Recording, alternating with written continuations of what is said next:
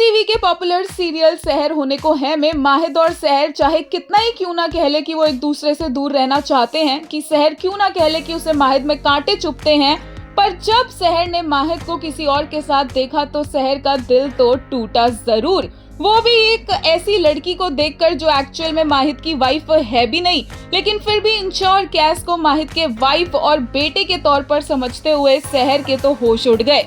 वैसे तो सहर ने कैस को पहले भी इलाज करते हुए माहिद का बेटा बोला था, बट जब उसने इंशा को अपनी आंखों से अपने सामने देखा तब जाकर सहर को रियलाइजेशन हुआ कि माहिद सही में मूव ऑन कर गया है। और यहाँ पर सहर अपने आप को एज ऑलवेज स्ट्रॉन्ग दिखाती नजर आई, बट उसके बात करने के तरीके में जलन साफ नजर आ रही थी। और माहिद ने भी सहर को अपने आप से इस टोन में बात करने दी, लेकिन इंशा सोच रही है कि इस माहिद से कोई भी इस तरह से बात करे और माहिद कुछ ना बोले, ऐसा हो नहीं सकता है। एंड इंशा को पता चल चुका है क्योंकि माहिद ने बता दिया है कि ये सहर है। अब यहाँ पर लग रहा है कि इंशा की जो इनसिक्योरिटीज थी वो भी बाहर निकल कर आ जाएगी, क्योंकि वो भी शायद माहिद पर अब अपना हक जमाना चाहे।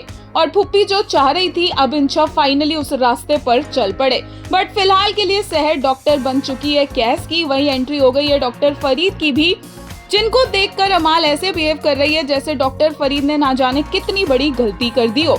लेटेस्ट एपिसोड देखकर एक यूजर ने कहा, बस जो डर था वही हो गया। रिचा, दो प्यार करने वालों के बीच इतनी मिसअंडरस्टैंडिंग कौन करवाता है?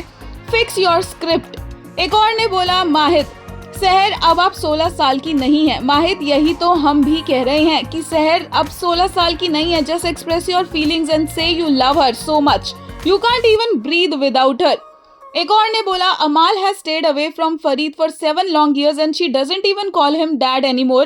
Whatever happened between them must have been enough to completely change their relationship. I am really curious to know what made her hate him this much. एक और ने कहा, misunderstandings होने को है।